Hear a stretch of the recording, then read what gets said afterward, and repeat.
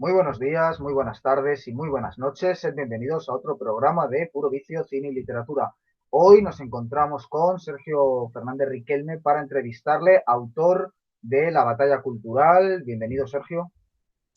Un placer y gracias por la invitación. Muchas gracias a ti por asistir.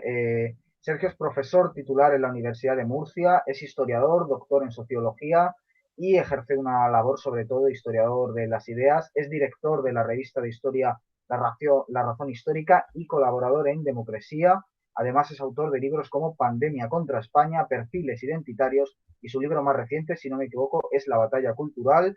¿Qué nos puedes contar un poco de este último libro que has sacado, Sergio?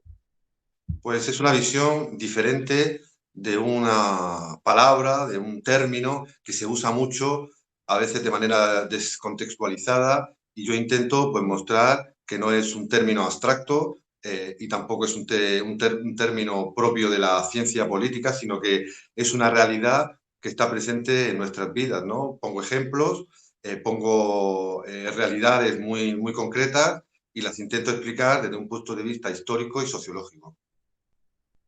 Hay una cosa que me gusta mucho de tus artículos, es que acudes, lo comentábamos antes fuera de cámara, acudes a autores literarios y me comentabas que es porque quitando algunos clásicos de la historia de la sociología, como Weber, como Durkheim, etcétera, muchas veces los autores del propio mundo de la sociología vienen ya, digamos, influidos, ¿no? Es algo que, por ejemplo, pues los que conocemos la leyenda negra, etcétera, sabemos a qué nos referimos, ¿no? Autores del mundo anglosajón o del mundo francés o del mundo alemán que tienen un sesgo importante en su mirada, ¿no? Y precisamente eso les aleja de los grandes clásicos de la sociología que querían dar, yo creo, un poco explicaciones más universales. ¿Qué encuentras en autores literarios como Stendhal, como Dostoyevsky, como Miguel Delibes, sobre los que has escrito artículos?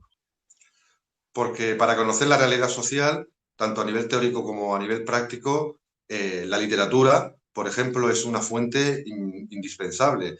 Es decir, estos autores que has citado y otros nos dan una visión en tiempo real, no solo subjetiva, es decir, no solo sus vivencias o sus reflexiones, sino también nos muestran un cuadro bastante amplio de esa realidad tan personal que ellos vivieron, pero que también vivieron sus coetáneos y que permite a la historia, a la sociología, a la filosofía encontrar una documentación que creo que es súper valiosa para interpretar los hechos del pasado, del presente e incluso atisbarlos del futuro desde la visión que han tenido pues, personas de carne y hueso, grandes literatos, pero también personajes que ellos utilizan que realmente están salidos de la realidad en la que vivían, en la que sufrían o en la que amaban. Creo que la literatura es un elemento fundamental para completar a autores clásicos, sociológicos, históricos o filosóficos, dando una visión más fresca, más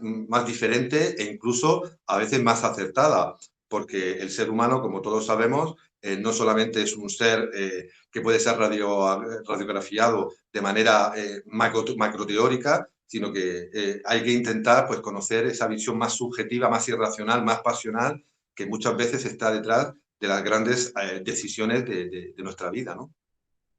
Hablando precisamente de decisiones, quería preguntarte por a mí, por ejemplo, un escritor que me gusta mucho es Houellebecq, que tiene un cierto halo profético porque publicó su novela Plataforma, la semana salió del 11S, o un libro como Su misión apareció, coincidió en el tiempo con los atentados en Charlie Hebdo. Y quería preguntarte esto sobre precisamente cómo muchas veces han fallado las previsiones sobre los resultados de elecciones como las del Brexit, de la victoria de Donald Trump. Tú que has escrito sobre estos perfiles identitarios tipo Bolsonaro, eh, ¿qué nos puedes decir de estos personajes y de sobre todo ese fallo que han tenido, igual que tuvieron los economistas con la crisis de 2008, la gran mayoría de encuestas sobre este tipo de elecciones que hubo unos años atrás? Porque como nos enseña el Evangelio, no solo de pan vive el hombre, ¿no? Y la sociología o la demoscopia, que es fundamentalmente neomarxista o estructuralista hasta fechas muy recientes y sigue siendo dominante, pues establece pues, una relación de causa-efecto sobre ciertos fenómenos políticos y sociales, ¿no? Pero claro, los personajes que yo he estudiado mucho y que tú acabas de citar, pues demuestran que hay ciertos valores, ciertos principios, ciertas realidades que escapan en muchas ocasiones al escrutinio más estadístico o más técnico. Es decir, en una época política presidida por la emotividad y por el sentimentalismo, generalmente se obvian que la religión, la fe, la propiedad, la bandera, la familia o la propiedad entendida como un bien a preservar o a conseguir, y ese es un elemento muy importante en fenómenos tan liberales en lo económico como Bolsonaro o Trump, tienen una influencia enorme en la decisión al final de votar a uno o a votar a otro, ¿no? Bolsonaro tuvo detrás a una nueva generación neoevangélica que es profundamente defensora de principios liberales o casi libertarios que aquí en Europa occidental pues son muy desconocidos. Pasa igual, y fue el fenómeno tan mediático y tan impactante de Donald Trump, que basó gran parte de su voto en una serie de grupos sociales que se veían pues simbólicamente fuera del mundo dominante de los medios de comunicación, de los estereotipos ¿no? más posmodernos, y que fue una especie, parafraseando en otro sentido a Julio Sévola, una rebelión contra la modernidad, ¿no? Y no se entendió ese fenómeno porque no se entrevistaba realmente en el sentido espiritual, simbólico, ideológico de clases sociales que aún están aferradas o consideran que hay ciertos valores que son fundamentales en su vida y que pues ciertas élites actuales consideran que eran pues tradicionales, antiguos, que estaban superados, pero a la hora de la verdad estaban presentes de manera decisiva, no solo como vimos en las elecciones, sino en la lucha, en esta batalla cultural donde eran protagonistas. Es decir, pasa lo que está ocurriendo en las elecciones madrileñas, ¿no? Había un pensamiento elitista neoizquierdista que consideraba que la calle, el discurso, lo más moderno era suyo, pero de repente se han encontrado con nuevas formaciones o nuevas plataformas que desde posiciones distintas, consideradas superadas, se han modernizado y han plantado esa batalla cultural, social y política. Es decir, a la hora de estudiar la realidad social, muchas veces hay que ir a hablar de cosas muy concretas y muy personales con personas que no dicen o no tienen protagonismo en grandes encuestas oficiales o en los grandes estudios de mercado. Me ha gustado mucho la mención al término élite, que yo creo que es uno de esos términos que nos pueden dar la clave, ¿no? Un tema que tú has tratado mucho es el globalismo, y por eso antes de pasar a hablar de este tema de las élites, quería preguntarte cómo puedes explicarnos al que sea neófito esa diferencia entre globalismo y globalización, porque supongo que quien nos esté viendo estará familiarizado con el término globalización, pero globalismo seguro que le crea más ambigüedad. ¿Cómo lo entiendes tú este término, Sergio? Pues yo, como siempre, hay que citar a los clásicos. Gustavo Bueno tiene varios artículos, varios trabajos donde deja muy claro lo que es la globalización y empieza a deslindar el término globalismo. Por eso a los espectadores pues, les recomiendo que lean directamente a la fuente, ¿no? Yo, en mi interpretación, que creo que es bastante usual, la globalización es un fenómeno histórico de carácter económico, político y cultural, creado por sinergias a veces ¿no? Impersonales, ¿no? Pero el globalismo es una tendencia dentro de esta globalización que pretende dominar el fenómeno mundial con una serie de objetivos políticos, sociales y culturales, en este caso muy concretos. Es decir, quieren convertir este fenómeno que nos une a todos y que hace que compartamos ideas, productos y servicios en un instrumento, en una herramienta para dominar las esferas de los estados nacionales y transformar social, cultural y políticamente, y perdonad que repita siempre estos tres adjetivos porque creo que es bastante importante, quieren pues transformar las sociedades que evolucionan de una manera generalmente natural, con fallos y con aciertos, desde un punto de vista profundamente elitista, ¿no? Y podemos remitirnos a organizaciones que pueden parecer conspiranoicas o que están en la sombra, pero no lo están. Cuando se habla del Club Bilderberg, se habla de la Fundación George Soros, se hablan de las plutocracias internacionales, pues mucha gente se echa las manos a la cabeza diciendo son poderes fácticos, falsos, ¿no? Que realmente no existen. Sí existen, no solo en la literatura, sino en sus propias páginas web.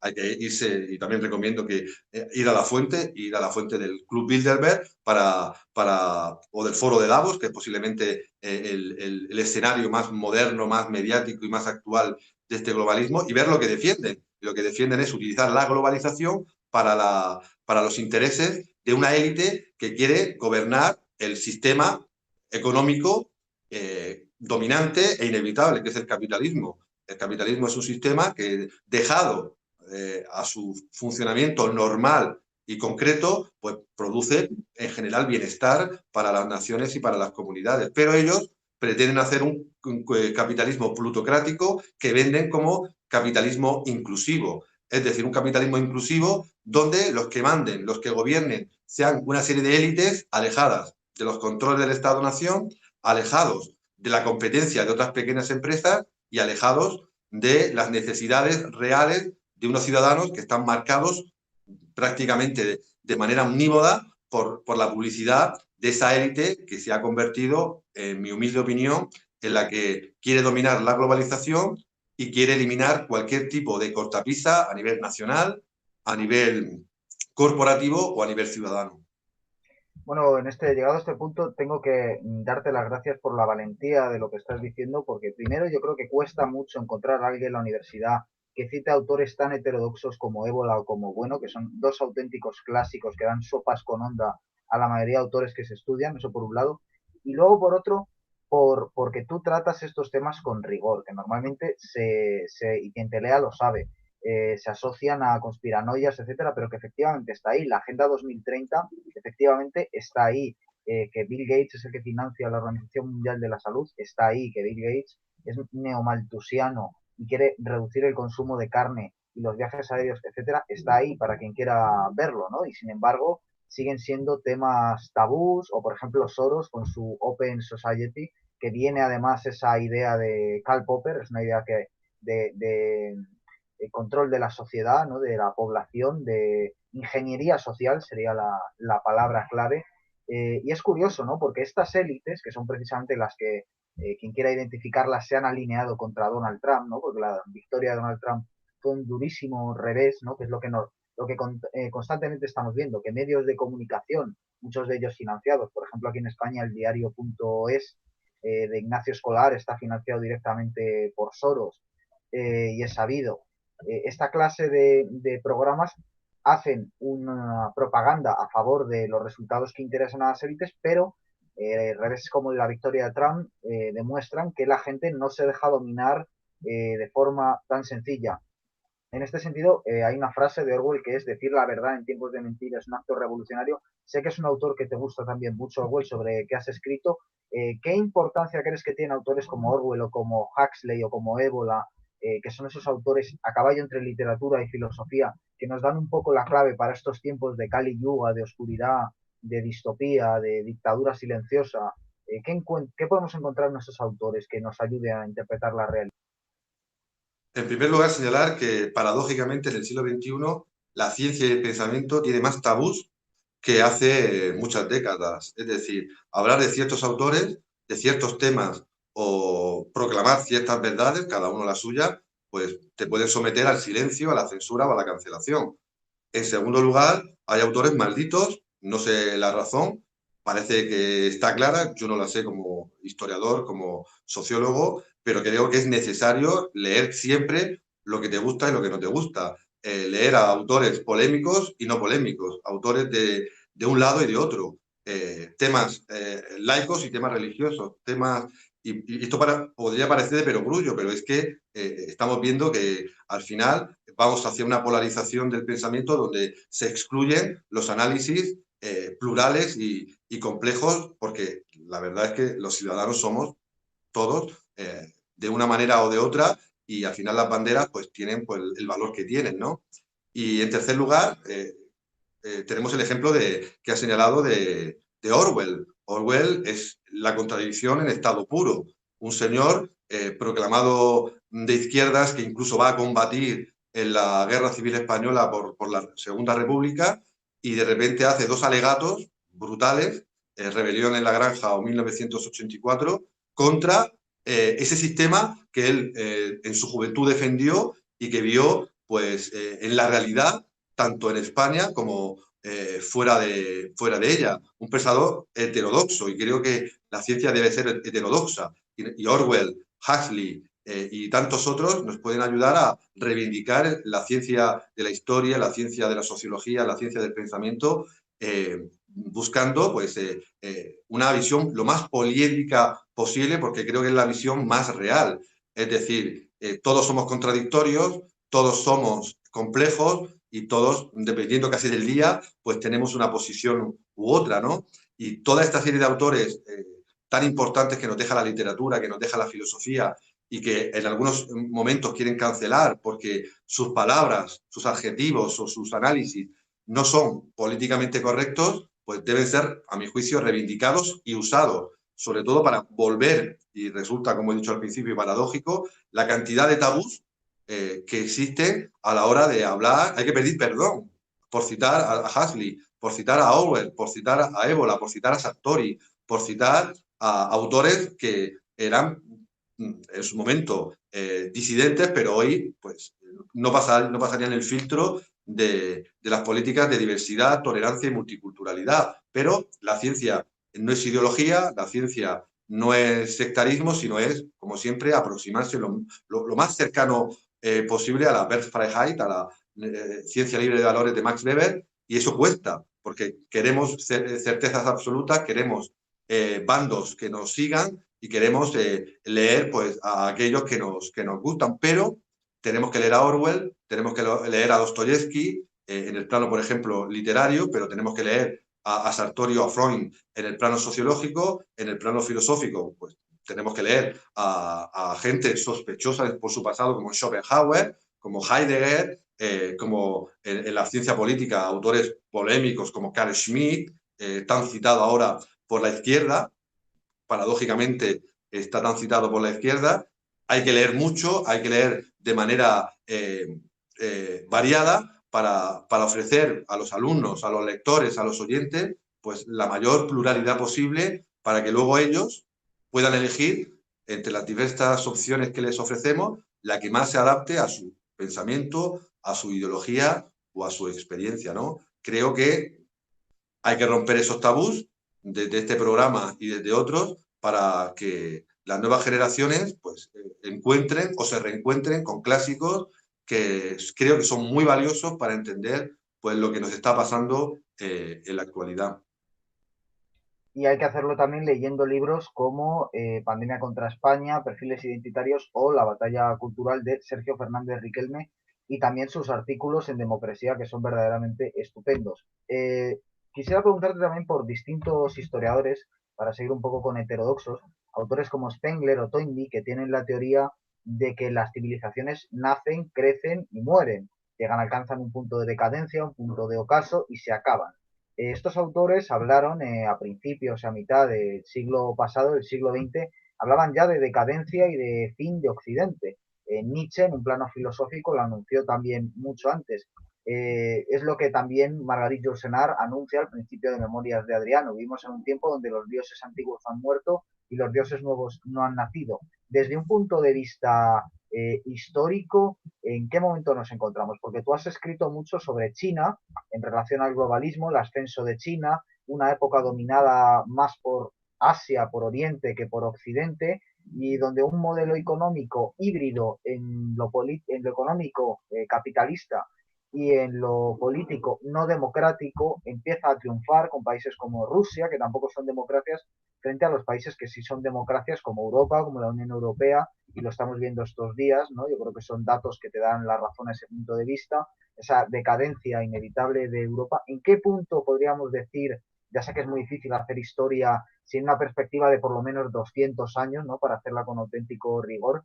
Yo te estoy pidiendo algo más periodístico sobre este momento actual, pero ¿cuál un poco podrían ser los rasgos, haciendo especulación, sobre cómo puede ser estudiado este periodo histórico desde el futuro, desde un punto de vista histórico? ¿Cuáles pueden ser las claves?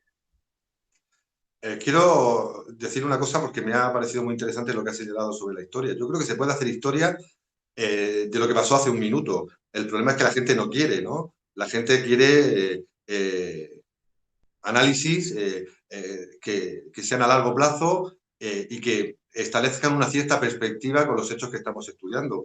Pero yo, por ejemplo, me he atrevido a hacer una historia prácticamente al día de la crisis del coronavirus en España. Es decir, lo que tú has señalado creo que es muy oportuno porque al final siempre se quiere hacer algo lejano a la historia, ¿no? Una historia de los reyes godos, una historia de la caída de Bizancio, una caída de las invasiones godas, ¿no? Pero es que la historia es lo que ha pasado hace un minuto, ¿no? Y creo que hay que reivindicar, y ya que me das la oportunidad, que la historia es una ciencia viva que puede explicar lo que ha pasado hace un minuto, una hora o un año con rigor, aunque la gente no esté acostumbrada, aunque ciertos poderes no quieran que se haga y aunque haya, pues como siempre, ciertos elementos que sí, es verdad, tienen que tener más perspectiva, ¿no? Temporal, ¿no? Pero en esta reivindicación de la historia ha señalado a autores clásicos que han sido denostados por no poner fechas, porque realmente ellos hacen análisis a largo plazo, como hace cualquier historiador, sobre todo de la antigua escuela.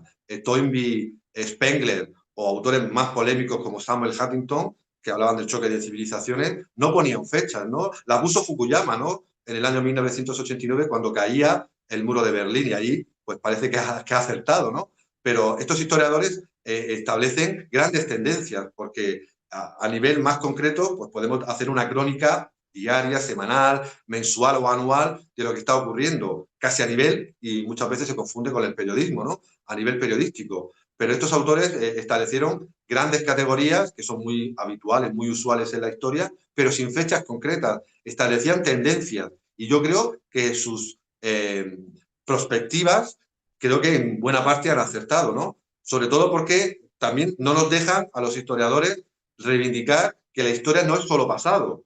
La historia es una ciencia que estudia el pasado, como es obvio, pero también estudia el presente, lo que está ocurriendo en cada minuto, y también hace perspectivas de futuro.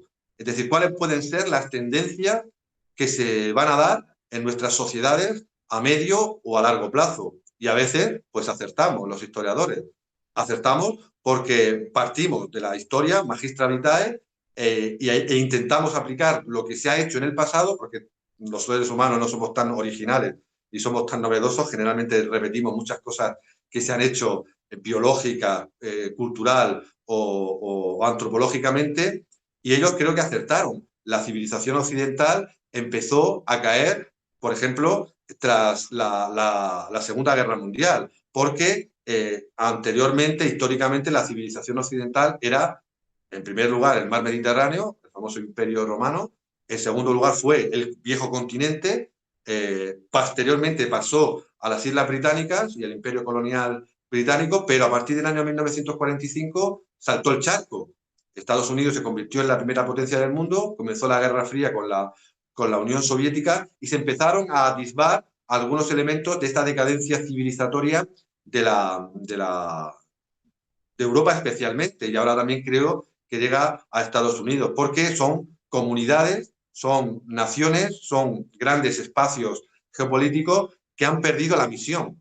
Es duro decirlo, pero lo decía Spengler, lo decía Toynbee y lo han dicho muchos pensadores a lo largo del siglo XIX y del siglo XX. Una nación que pierde su alma, que pierde su misión, pues está condenada pues, a ser vasalla de aquellas que tienen las ideas muy claras.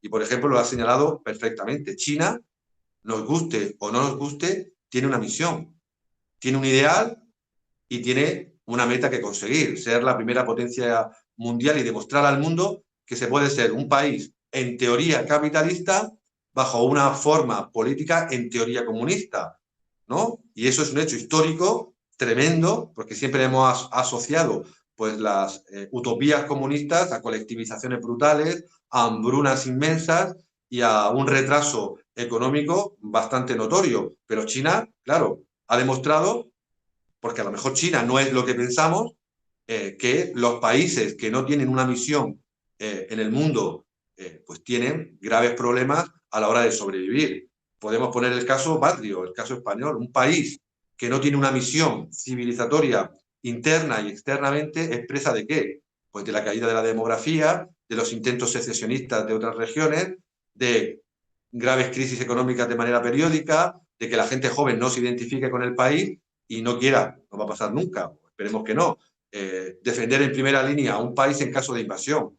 Lo vimos, por ejemplo, y termino con ello, en el famoso caso de Armenia contra Azerbaiyán, una de las últimas guerras que hemos vivido en los últimos tiempos. Los azerbaiyanos tenían una misión clarísima, una misión pantúrquica de recuperar lo que consideraban su territorio, y lo consiguieron en muy poco tiempo. Del otro lado, Armenia, un país que abandonó pues, su ideal nacional en los últimos años, pues veía cómo sus jóvenes soldados abandonaban corriendo y deprisa el frente porque ellos no estaban preparados para defender en una guerra a su propio país o a la región de Nagorno-Karabaj de la invasión del enemigo, ¿no? Es duro decirlo, pero un país, una nación, una comunidad, un barrio, una persona que no tenga una misión en este mundo que le anime a vivir y a combatir en el plano cultural, social o económico, pues tiene todas las de perder y todas las de convertirse en vasallo, en súbdito del que manda o del que pretende mandar. Además, en el caso armenio es especialmente doloroso porque ellos hace 100 años antes de este conflicto, sufrieron un genocidio. De hecho, el término genocidio fue entonces registrado con motivo de lo que ocurrió en Armenia a manos de los turcos, si no me equivoco. Me ha parecido muy interesante esta idea y me parece que toca un tema central de las naciones, porque digamos que los que son pro-globalistas tienen la teoría de que igual que en otras épocas desaparecieron las tribus, desaparecieron cierto tipo de sociedades primarias, pues bueno, que la nación es otro elemento más de la historia que ha desaparecido. Y leyendo tus artículos me da la sensación de que tú defiendes, y yo en esto estaría de acuerdo, defiendes una perspectiva de mantener la nación, ¿no? Frente a esta otra opción que nos dan los globalistas de que las naciones se disuelvan en organismos internacionales. Y es cierto que se está viendo que muchas naciones caen crecen estos organismos internacionales o incluso grandes empresas que tienen un Producto Interior Bruto superior al de casi todos los países del mundo y mucho más poder político, económico.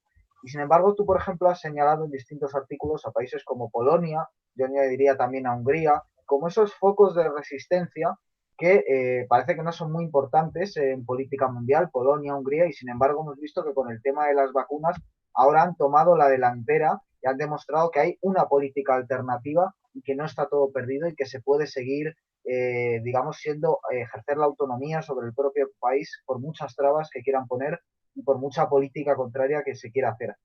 ¿Crees que ese sería un poco el modelo a seguir también para España?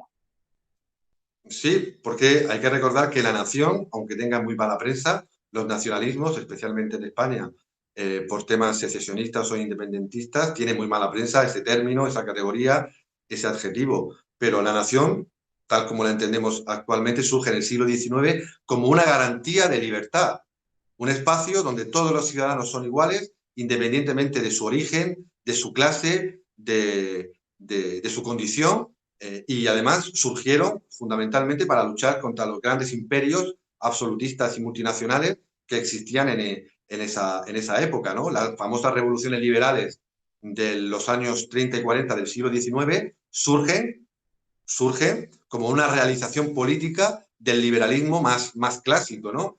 Y en el siglo XXI creo que tiene la misma función. Las naciones son la garantía de que los ciudadanos son, y lo tenemos yo creo que muy claro en España, la nación es el ejemplo y el instrumento para que todos los ciudadanos hayan nacido en Murcia o hayan nacido en Madrid, tengan los mismos derechos y las mismas oportunidades, superando los conceptos de regiones exclusivas, de tribus, como ha señalado muy bien, de clanes, la famosa oligarquía y caciquismo que denunció Joaquín Costa a principios del siglo XIX, una nación de ciudadanos pues, que logran sus resultados a través del mérito y de la capacidad, no de su origen, no de su nivel socioeconómico, ni de su sexo. Es decir, hombres y mujeres en un país son libres porque hay una nación que les protege de los particularismos locales y de las plutocracias internacionales, ¿no? Un cuerpo intermedio que ha funcionado muy bien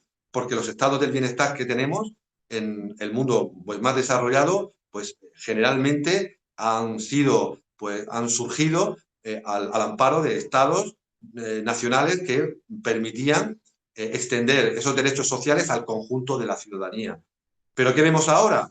Que el poder globalista quiere áreas metropolitanas, quiere grandes urbes, donde puedan, además la mayoría de las grandes urbes votan a partidos claramente globalistas, bien sean neoizquierdistas o los llamados partidos verdes. En ciudades, partidos verdes, cosa harto curiosa, ¿no? Porque quieren grandes ciudades donde ellos pueden, pues, controlar los negocios, controlar los medios de comunicación y controlar, pues, todos los aspectos más mediáticos de la vida. Pero claro, ¿qué pasa con las pequeñas comunidades, con los pequeños barrios, con las zonas rurales? Que aparecen y desaparecen a golpe de clic. Los poderes globalistas quieren áreas metropolitanas inmensas, crecientes, ahora verdes, con tanto asfalto verde, pero no quieren estados-naciones que les pongan límites a su influencia profundamente consumista e individualista. Los estados-naciones creo que son la garantía para proteger de manera más o menos imperfecta, eso sí, a los ciudadanos en sus derechos y en sus oportunidades, como una especie de cuerpo, creo que además es el último cuerpo intermedio que todavía sobrevive. La familia la tenemos como la tenemos, los sindicatos están prácticamente desaparecidos o tienen connotaciones puramente ideológicas. Otros cuerpos intermedios, como las comunidades de barrio, los gremios, las zonas rurales, están pues, en franca decadencia, y uno de los últimos cuerpos intermedios que queda es los estados-nación para hacer frente a esos poderes plutocráticos y globalistas que tienen nombres y apellidos y que les interesa, pues bien, acabar con la soberanía de estas naciones para controlar directamente al lugar donde todo el mundo quiere vivir, el lugar donde todo se puede comprar y el lugar donde están, pues, todas las empresas y grandes negocios, que son las grandes ciudades o grandes áreas metropolitanas. Por eso creo que reivindicar la nación es algo tremendamente actual. Por ejemplo, la nación española, que hemos visto que es una garantía de que, seas de donde seas, vivas donde vivas y pienses lo que pienses, vas a tener, en teoría, y repito, en teoría, los mismos derechos y las mismas oportunidades en el siglo XXI. ¿No? Y además me parece que estás planteando muy bien los valores al final que representa esa nación española, que es precisamente lo que se quiere destruir, ¿no? Porque, bueno, podríamos definir que los valores de la posmodernidad parece que son una especie de cosmopolitismo, hay una reivindicación de la cultura universal, ¿no? Se dice, ¿por qué reivindicar la cultura española cuando se puede reivindicar la cultura europea? Pero en realidad eso son frases vacías, porque realmente, ¿qué tengo yo que ver con un croata, con un polaco, por mucha admiración que les tenga? Bueno, podríamos decir que en otro tiempo europeo era sinónimo de cristiano, pero es curioso porque quien suele reivindicar a Europa, lo que llaman ellos Europa, que es la Unión Europea, en cambio rechazan precisamente ese cristianismo de una forma bastante visceral. Eh, y me interesa sobre todo el tema de los enemigos internos, ¿no? Que en el caso de España son, por ejemplo, los soberanistas, que quieren destruir España desde dentro, y eso también le interesa mucho a las élites que exista.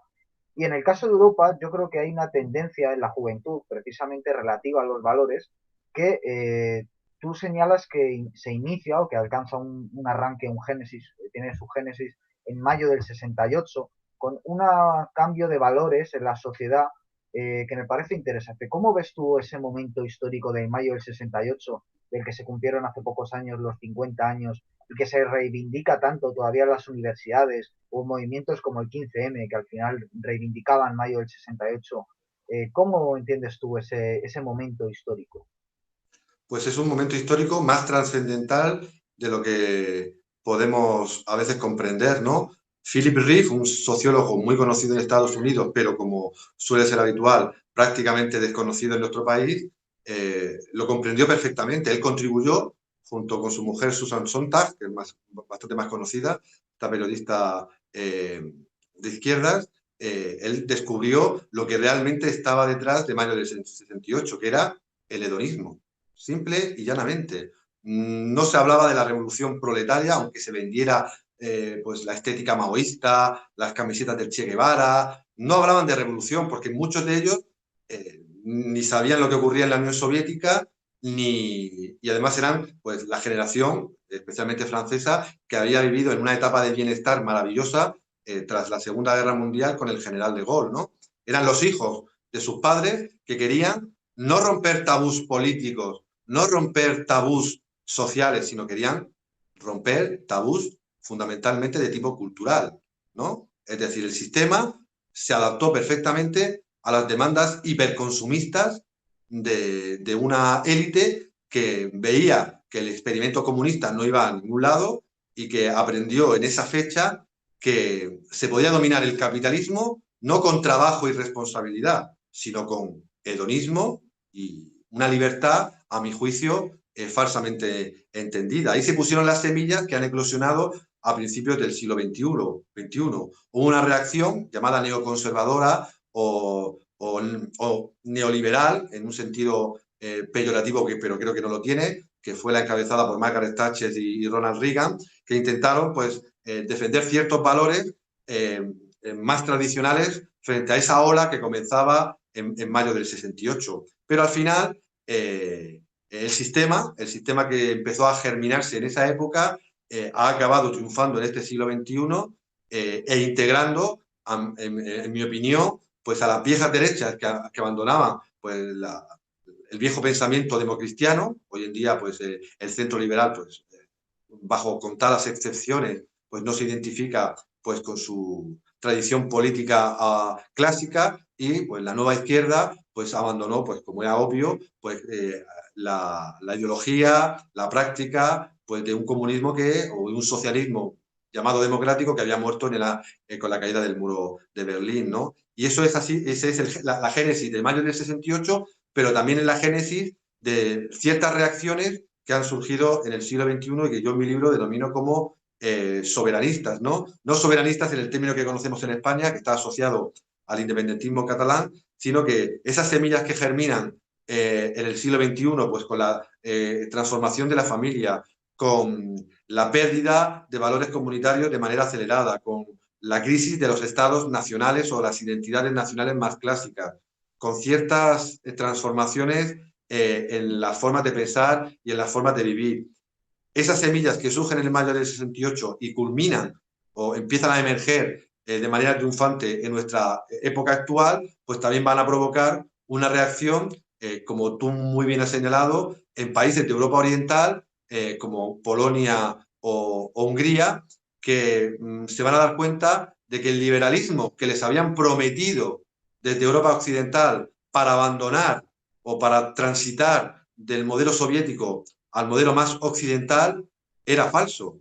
Ellos admiraban pues, o seguían ciertas ideas de los fundadores de la Unión Europea, como Robert Schuman, como Monet, que eran pensadores que concibieron la Unión Europea y el mundo occidental como un equilibrio entre lo más tradicional y lo más moderno, ¿no? Reivindicando un liberalismo clásico basado en el desarrollo económico, pero en el respeto a los valores tradicionales de siempre, ¿no?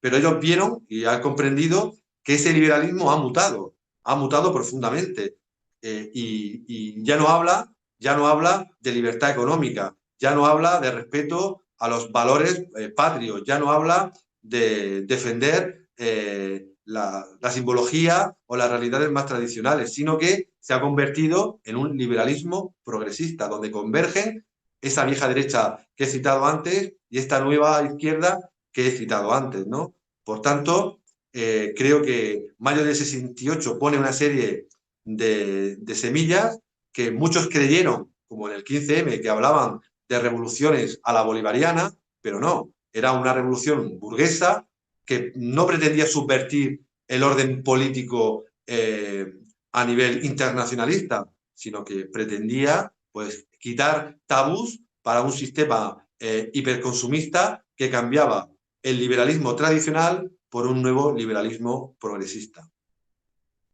Me llama la atención esto del pacto que mencionas, ese pacto entre quien supuestamente, la izquierda, ¿no? Que supuestamente siempre ha sido anticapitalista, y el gran capital, ¿no? Eso se ve muy bien en Hollywood, una industria plenamente dominada por esos nuevos valores heredados de mayo del 68, y se ve en infinidad de industrias, la musical, la deportiva, todos mueven miles de millones de dólares y sin embargo casan perfectamente con el discurso de la ideología de género, con el discurso de este feminismo radical que nos ha tocado vivir, etcétera. Y para ellos, esto que es absolutamente contradictorio, ¿no? Por no hablar de esa alianza también que tenemos en España entre nacionalistas y izquierda, ¿no? Se supone que la izquierda jamás podría tener una alianza con los nacionalistas y sin embargo aquí casan perfectamente. Es un pacto de lo más curioso y que me parece muy bien que pongas de relieve. Quisiera preguntarte por otro tema que es que, claro, te interesan muchos temas. Esto hay que decírselo a quien nos esté viendo,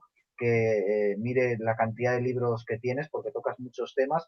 En 2020 salieron a la luz dos libros relativos a Rusia, que además tocan dos momentos, podríamos decir, clave de Rusia. Uno se llama El fin de un mundo, que es sobre los últimos, antes de la Revolución Rusa, ¿no? Ese momento de nacimiento de la Revolución Rusa y sobre todo el mundo anterior que acaba. Y luego otro libro es El renacer de Rusia, en el que tocas pues este renacer de Rusia después de la Unión Soviética, que pasó una época horrible donde se comían hasta los perros, ¿no? Y morían de hambre grandes capas de la población y después ha sabido reconvertirse bajo la mano de Putin, que para muchos de estos personajes favorables al globalismo debe ser algo así como Satanás, y que sin embargo yo creo que no, los que somos partidarios de la nación vemos más bien todo lo contrario, es decir, que Satanás es George Soros y que Putin es un poco la gran esperanza de resistencia, sobre todo ahora que no está Trump, que ha perdido las elecciones de una forma un tanto particular, ¿no? En ese momento en el que sale Biden a las 4 de la mañana con los resultados absolutamente en contra, anuncia que todo va estupendamente y de pronto empieza a ganar en no sé cuántos estados a la vez de la forma más sospechosa. Pero bueno, no quiero meterme ahí que son camisas de 11 varas. Pero hasta que Donald Trump abra su propio canal de comunicación, la esperanza está un poco en Putin. ¿En qué consiste ese renacer de Rusia? Para quitar un poco tópicos en torno a la Rusia de Putin. Es que yo creo que hay que quitar tópicos, ¿no? Al hilo de la intervención anterior, si Mises o Hayek levantaran la cabeza, dirían qué tipo de liberalismo tenemos. O si los socialistas de toda la vida vieran pues a esta nueva izquierda radical chic, ¿no? Como izquierda caviar o que has señalado tú muy bien, pues diría qué tipo de socialismo tenemos, ¿no? Hay que, en la historia, en el pensamiento social, hay que superar los tabús que a veces no los dejan superar, ¿no?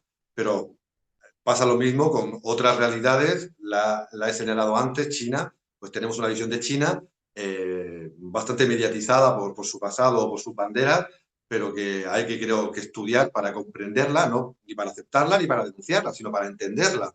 Y luego que cada uno saque sus conclusiones. Pasa lo mismo con el tema ruso, ¿no? Yo pues siempre he sido un admirador de la cultura rusa, de su música, de su literatura, de su pintura y también de su pasado. Y pues he trabajado mucho sobre este país. Y a mí la figura de Putin pues siempre me ha atraído mucho, no solo por lo que dice, sino también por lo que se dice de él, ¿no? Y quería comprobar de primera mano realmente que es, ¿no? Claro, el tabú inicial lo tenemos muy claro, no es una democracia. Obviamente no es una democracia como la que podríamos entender en Europa Occidental o en Estados Unidos, ¿no? Es una democracia soberana, limitada, restringida, autoritaria, o formal, o simplemente formal, porque hay otras realidades muy diferentes a las que nosotros pues, conocemos o en las que vivimos, ¿no? Era como el famoso lema de implantar la democracia en Afganistán, ¿no? Ese leitmotiv que tuvieron los neocons norteamericanos, ¿no? Y no sé si era posible en una sociedad tribal, patriarcal y posiblemente y fundamentalmente religiosa implantar el mismo sistema que puedan tener en Iowa, ¿no? Me parecería un poco, y me pareció en su momento un poco raro, ¿no? En este caso, entender desde la óptica política occidental lo que pasa en Rusia, en China o en el mundo oriental es, creo que bastante complejo. Hay que intentar, como decía Benedetto Croce, hacer tesis presentistas, es decir, estudiar lo que está pasando en ese presente ruso, evitando pues, prejuzgar desde nuestra cosmovisión más tradicional. Rusia es un país que en su historia pues, dio la primera revolución comunista del mundo, ¿no? Habrá que estudiar por qué, ¿no? Marx la profetizó para nuestros territorios, para Europa Occidental, y casualidad se dio en uno de los países más grandes, pero también más pobres del momento, ¿no? Y eso nos puede indicar que hay que conocer y comprender qué es Rusia, cómo funciona y cuáles son sus valores, ¿no? y sus valores pues son, en muchos casos, sustancialmente diferentes a los nuestros, ¿sí? Que la gente joven pues consume los mismos productos, usa las mismas plataformas, pero hay ciertos elementos culturales, nacionales, que diferencian lo que conocemos aquí de lo que hay allí, ¿no? Por tanto, estudiar a Rusia y estudiar a Putin tiene que hacerse no desde nuestras categorías, sino desde sus categorías, ¿no? Para poder pues, entender por qué llegó al poder, por qué ha tenido una gran aprobación, por qué consiguió la anexión de Crimea en el siglo XXI, que un país de ese tipo consiga reincorporar la península de Crimea con enorme facilidad, por qué interviene en Siria y consigue la paz en un país como Siria, que no es democrático como nosotros, pero era un país, el único país multiconfesional que había en la región, ¿no? Es decir, hay que estudiar las realidades en su propia dimensión y no siempre desde la nuestra. Me llama también mucho la atención esto que dices de que era el único país multiconfesional, porque otra cosa de la que se habla poco es de la persecución cristiana en muchos países Claro. de Oriente Medio, mismamente en Turquía, que le tenemos bien próximo, lo estamos viendo, ¿no? Actualmente la persecución durísima que hay contra los cristianos y se habla mucho de islamofobia y sin embargo esta realidad con muertos y verdaderas atrocidades no sale a la luz. Pero si, bueno, esto que comentas de Rusia lo vio muy bien, por ejemplo, Solzhenitsyn en sus últimos años de vida, que tuvo un programa de televisión pública en la Rusia de Putin y que alabó públicamente a Putin.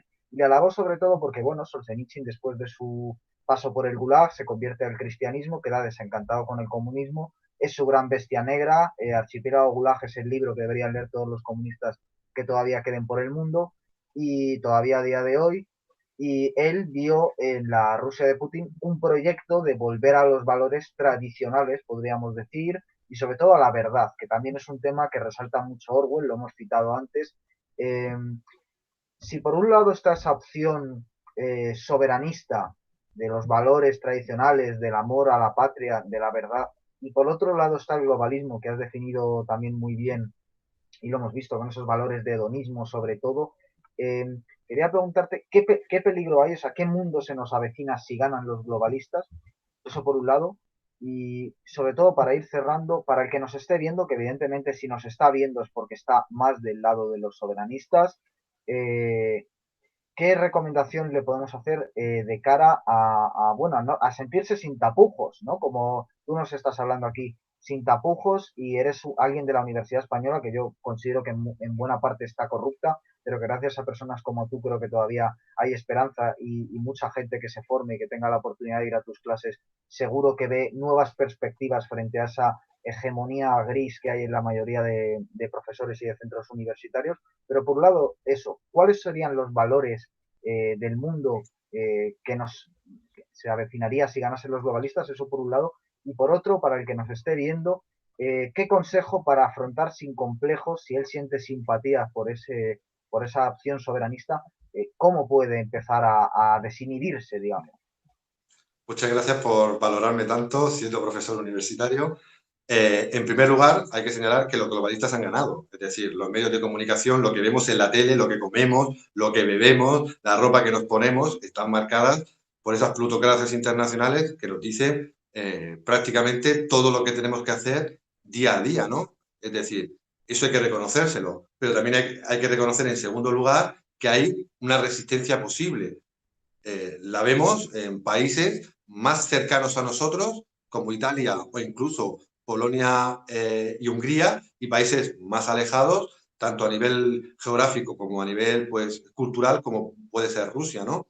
E incluso pues, vemos como el mundo islámico, la China, que es a la vez comunista, capitalista y nacionalista, algo que revienta todos los libros clásicos de ciencia política, pues muestra que hay otros caminos diferentes, unos nos gustarán más y otros nos gustarán menos, pero que inciden en que es posible modernizarse, vivir en una sociedad propia del siglo XXI, respetando y valorando esos valores de siempre, esos valores familiares, esos valores nacionales, esos valores espirituales, esos valores incluso liberales, que se puede, porque en la historia se ha demostrado que han tenido pues una unión imperfecta a veces, pero que son, creo, que necesarios en el siglo XXI. Hay, en primer lugar, como he dicho, una victoria apabullante de los poderes globalistas que dominan pues, desde las plataformas digitales que todos compramos hasta los productos que usamos en nuestra higiene personal incluso, ¿no? Pero como también he citado en segundo lugar, hay una reacción plural, diversa, compleja. En cada país es distinta, no es lo mismo pues la propuesta de Vox que la propuesta en España que la propuesta del Partido de la Libertad de Holanda, no es igual el Partido Popular de Ayuso que el Partido Popular de Casado, no es igual Fratelli d'Italia que la Lega Norte, es decir, hay una pluralidad de tendencias soberanistas e identitarias, unas más ligadas al consenso dominante y otras que se quedan un poquito más al margen, ¿no?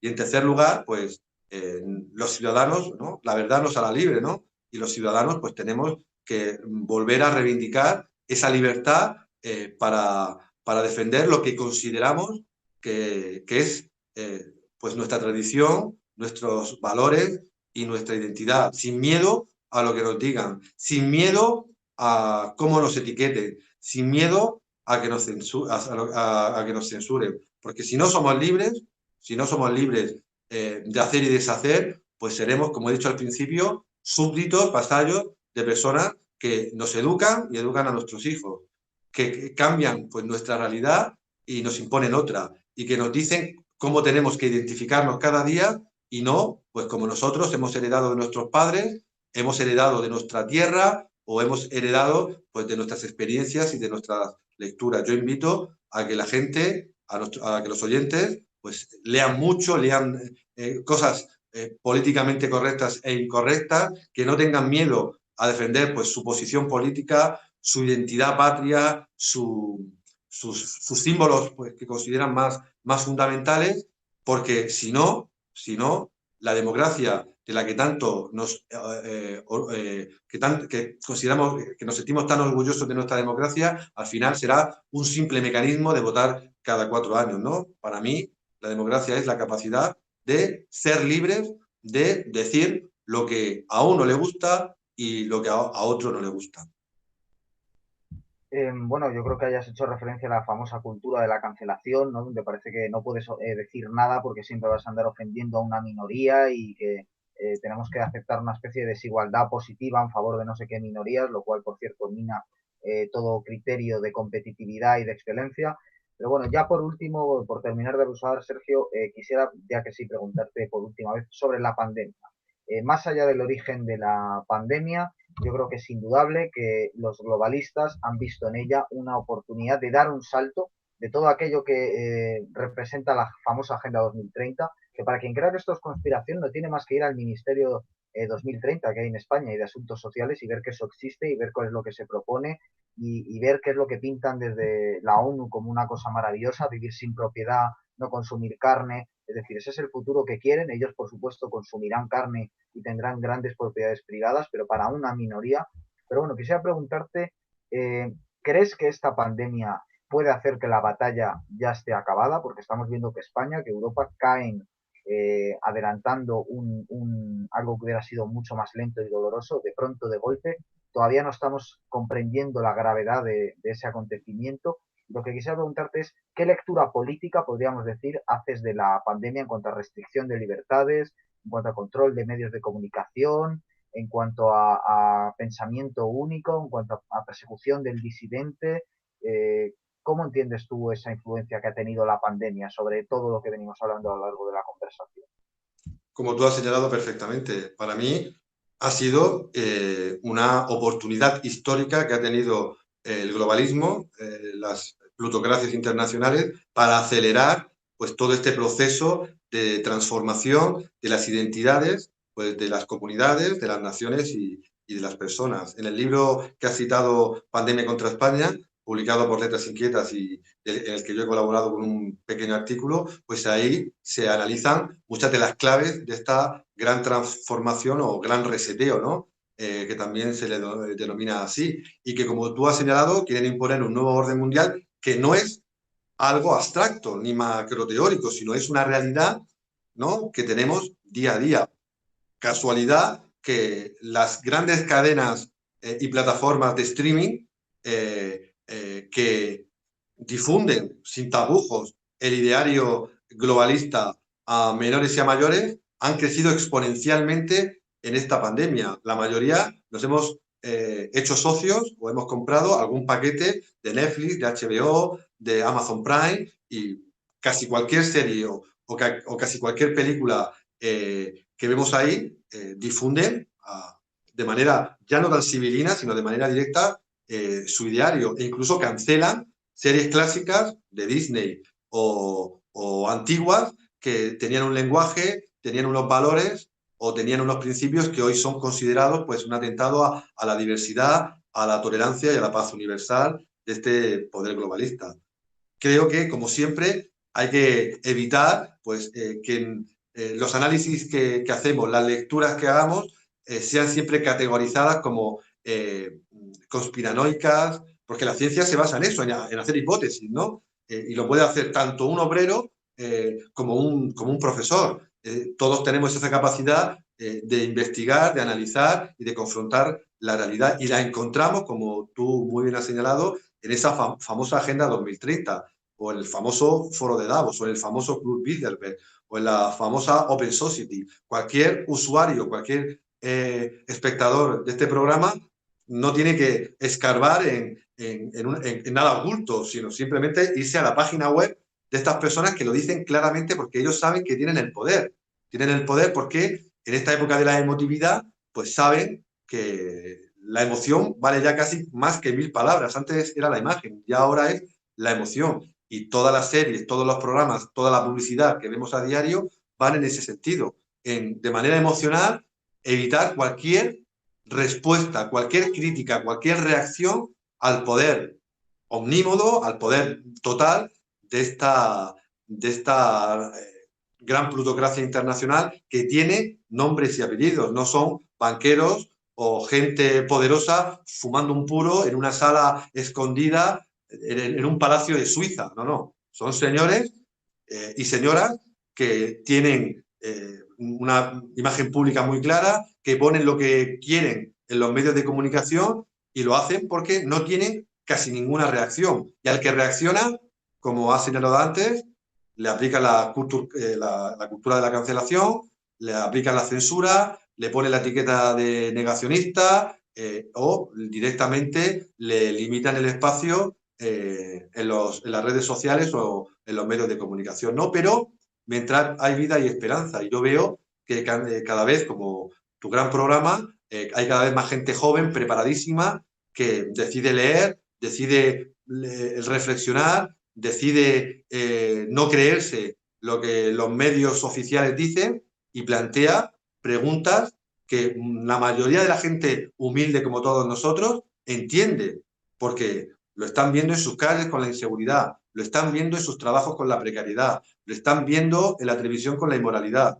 Lo ven y muchos de ellos se están dando cuenta de que es la hora, tarde o temprano, de reaccionar. Yo creo que una buena forma de reaccionar es leer tus artículos en Democracia y leer también tus libros, libros como La batalla cultural. Muchas gracias por venir al programa, Sergio Fernández Riquelme, uno de los intelectuales como los de antes, podríamos decir, y que también cuando se nos quiere hacer olvidar la historia y que no sepamos cómo fueron nuestros antepasados, y si nos crea una imagen falsa y negro legendaria, pues también tú le pones un punto de rigor y de actualización que yo creo que es muy interesante y muy de agradecer. No sé si quieres añadir alguna cosa más, Sergio. No, darte la enhorabuena por este programa. Espero que los oyentes, los espectadores, pues hayan aprendido algo humildemente de mí e invitarles a que en este tiempo de censura o autocensura tan habitual en las ideas, en los debates y en las polémicas, pues que sean capaces, como este programa, de lanzar iniciativas que generen pues esa libertad que no solamente es votar cada 4 años o comprarse un producto en unas rebajas online, sino es la capacidad de decir lo que pienso sin que un poder superior, político, social o económico, me diga que es correcto o incorrecto, ¿no? La libertad, vuelvo a repetir, nos hará libres. Pues con esa idea nos vamos. Encontrarán los links de los artículos y del libro en la descripción y también voy a dejar el link de una entrevista muy interesante de Sergio Fernández Riquelme en Rambla Libre, el periódico dirigido por Enrique Diego, que salió hace escasos días. Con esto llegamos al final del programa. Muchas gracias por su tiempo y su atención. Leeremos sus comentarios. Hasta pronto. Hasta pronto.